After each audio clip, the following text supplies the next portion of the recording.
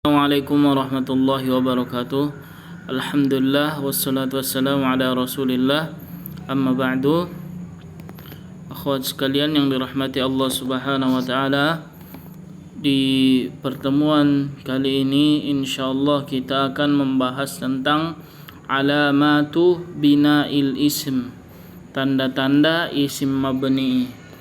Isim mabni kita ketahui bahwasanya isim mabni itu merupakan isim yang tidak berubah kata akhirnya.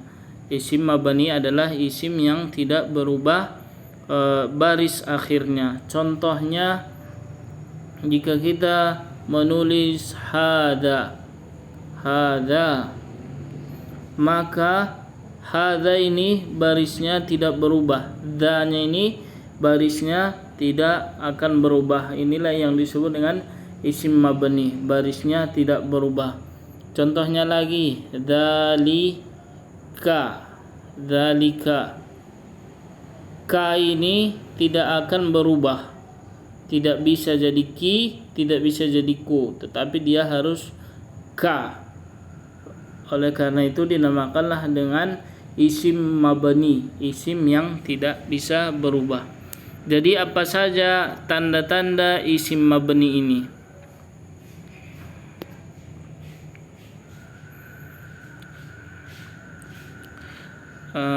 Akhwati sekalian yang dirahmati Allah Subhanahu wa taala, kita ketahui isim itu terbagi menjadi dua. Yang pertama adalah isim mabni dan yang kedua adalah isim al-mu'rab. Isim mabni secara ringkasnya diartikan sebagai isim yang tidak berubah. Isim yang tidak berubah harokat terakhirnya. Dan diistilahkan di sini atau diartikan di sini, isim mabni adalah isim yang harokat huruf terakhirnya tidak berubah, baik dalam kondisi marfu', mansub ataupun majrur. Jadi tidak pernah dia berubah. Walaupun contohnya dzalika, walaupun di sini di belakangnya ini ada harfun jar, contohnya fi ala, dzalika ini tetap tidak bisa menjadi daliki, tidak bisa menjadi jaliku. Itulah yang dinamakan dengan isim mabni. Kemudian al-mu'rab, isim al-mu'rab. Isim al-mu'rab ini adalah isim yang bisa berubah akhirnya, bisa berubah harokat akhirnya. Catatan, pada materi ini akan membahas tentang isim mabni. Jadi pembahasan kita hari ini adalah tentang al-ismul al-mabni aja, isim mabni aja. Apa saja tanda-tanda isim mabni itu? Tanda-tanda isim mabni yang pertama adalah al-mabniyu alal kasroh, yaitu selalu dia berakhiran kasroh, Contohnya contoh yang pertama adalah hadhihi. Hadhihi di sini dia kasroh, terus kasroh, tidak boleh berubah menjadi fathah, tidak boleh berubah menjadi dhammah. Contohnya dalam keadaan marfu' dia, kan kita ketahui marfu' itu seharusnya adalah dhammah, mansub itu seharusnya fathah, dan majrur itu seharusnya kasroh. Tapi dia tidak pernah berubah, terus menjadi hadhihi, barisnya terus tetap menjadi hi. Contohnya ja'at hadhihi,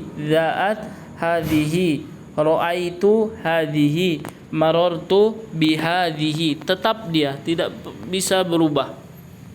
Kemudian yang kedua adalah al-mabniyu 'ala dhammah. Terkadang ada yang selalu berakhiran dhammah. Contohnya adalah darabtu.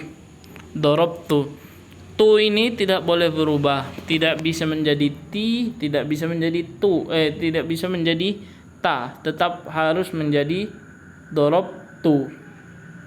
Kemudian yang ketiga adalah al-mabniyu 'alal fathah. Terkadang ada yang selalu berakhiran fathah, darabta. Ta di situ yang di berwarna merah. Dia harus tetap menjadi ta, tidak boleh menjadi tu, tidak boleh menjadi ti.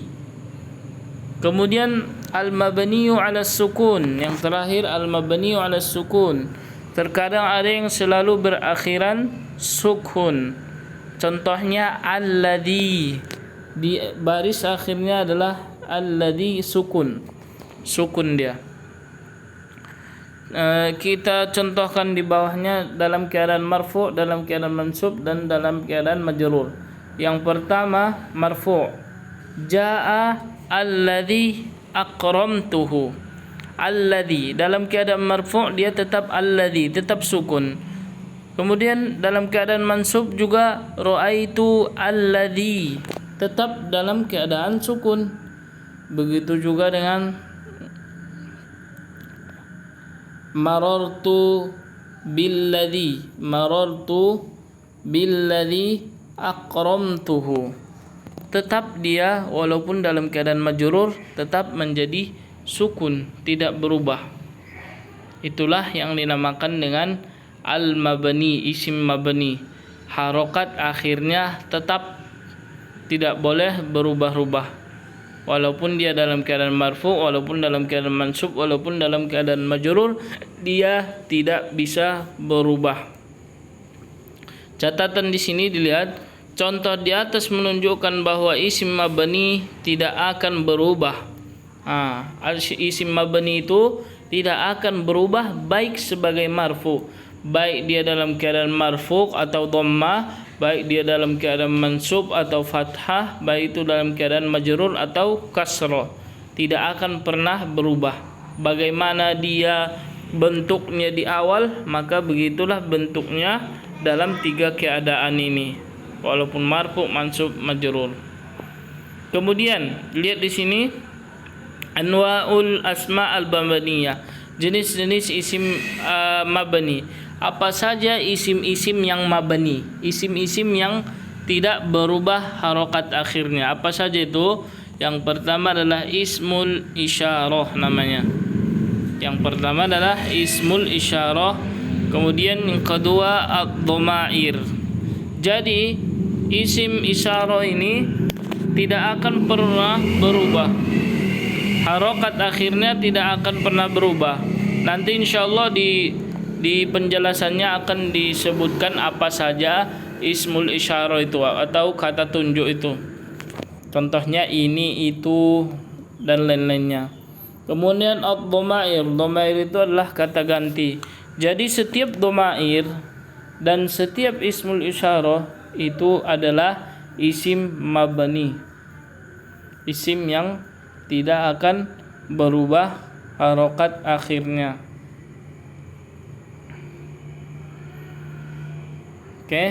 Kemudian perhatikan di sini, ad-dhamair itu sendiri terbagi menjadi dua.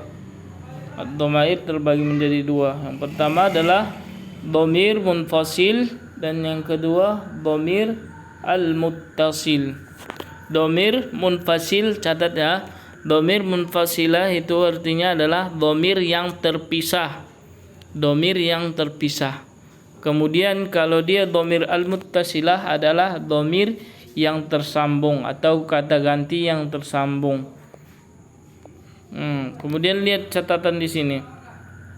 Ada beberapa jenis isim mabni lainnya, namun pada pelajaran ini kita cukup membahas dua jenis.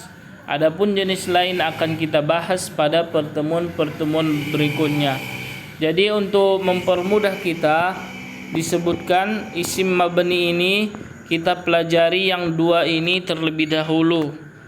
Yang dua ini terlebih dahulu, yaitu ismul isyarah dan ismu ad-dhamair. Ini dulu yang kita pelajari.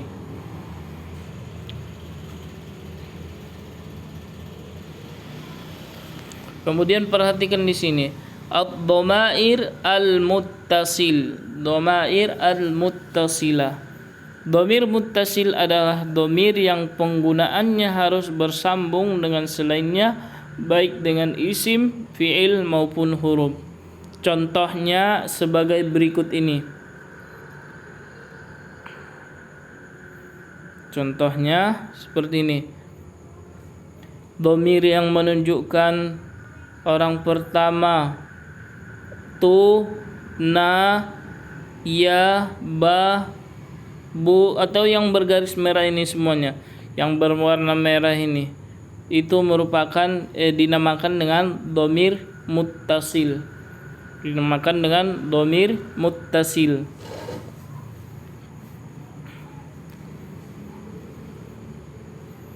Setiap yang merah ini dinamakan dengan dhamir muttasil. Jangan lupa ya, ini perlu dihafal. Setiap yang berwarna merah di dalam gambar itu adalah dhamir muttasil namanya. Tu, na, ya sukun, hamzah alif itsnain, waul jamaah, nunul niswah, kaful khitab, haul ghaib, haul lil ghaibah, yaul mutakallim. Ini tidak harus tidak harus diperhatikan, tetapi diingat-ingat aja, dihafal-hafal aja. Kemudian ad-dhamair al-munfasilah, dhamir al-munfasil. Jenis-jenis isim yang kedua adalah ad-dhamir, dan ad-dhamir itu terbagi menjadi dua, dhamir muttasilah dan dhamair al-munfasilah. Ini yang kedua. Yang pertama tadi dhamair al-muttasilah, yang kedua adalah ad-dhamair al-munfasilah. Kalau dia ad-dhamair al-muttasilah merupakan dhamir yang bersambung. Kalau ad-dhamir al-munfasilah merupakan dhamir yang terpisah, atau disebutkan di sini dhamir munfasil adalah dhamir yang bisa berdiri sendiri terpisah, tidak tersambung baik dengan fi'il, isim maupun huruf. Jadi semuanya pisah. Huwa, huma, hum, hiya, huma, hunna, semuanya terpisah. Tidak seperti dhamir muttasilah tersambung dengan yang lainnya. Contohnya ini tersambung ke sini.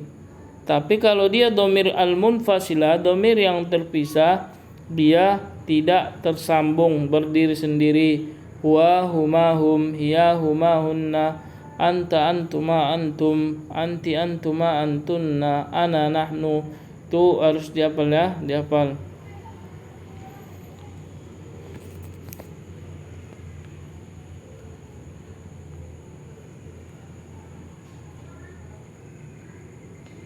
Sedangkan yang ini dhamir mansub, ini adalah, ini nanti aja dihafal. Ini dihafal, boleh dihafal ini, tetapi untuk memahaminya nanti perlu lebih dalam lagi. Ini, tapi dia harus dihafal dulu ya. Iyahu, iyahuma, iyahum, dihafal dulu.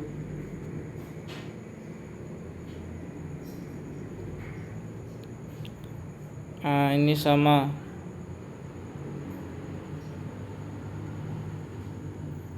Kemudian jenis isim mabni yang kedua yang tidak berubah barisnya, yang tidak berubah harokatnya. Hada, contohnya hada. Hada itu tidak berubah, tidak boleh hadi, tidak boleh hadu, tetap jadi hada. Kemudian hadihi. Hadihi itu hi-nya tidak boleh berubah, tidak boleh jadi ha, tidak boleh menjadi hu, harus tetap menjadi hi. Itu. Kemudian hada adalah ini untuk laki-laki, hadi ini untuk muannas. Kemudian haulai. Haulai itu adalah isim mabni. Haulai adalah isim mabni, tidak boleh haulau, tidak boleh haulaa. Jadi penggunaannya begini. Contoh itu ya.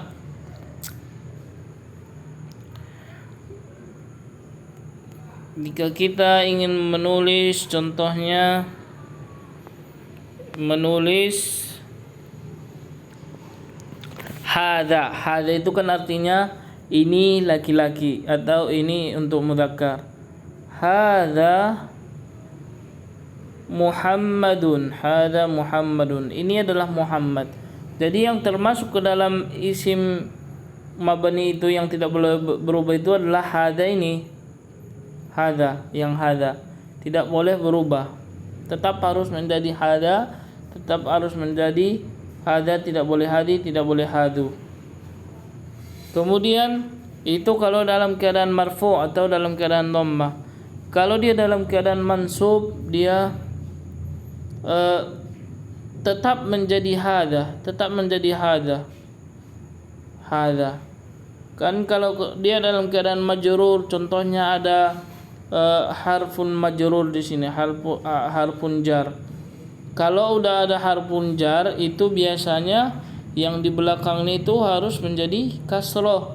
Tapi kalau dia untuk isim mabni ini atau isim isyarah ini, hadza contohnya, dia tidak berubah. Walaupun ada ila di sini, walaupun di sini ada ila, yang ini tetap menjadi hadza, tetap menjadi hadza. Tidak boleh hadi, tidak boleh hadu. Salah. Tetap harus menjadi hadza.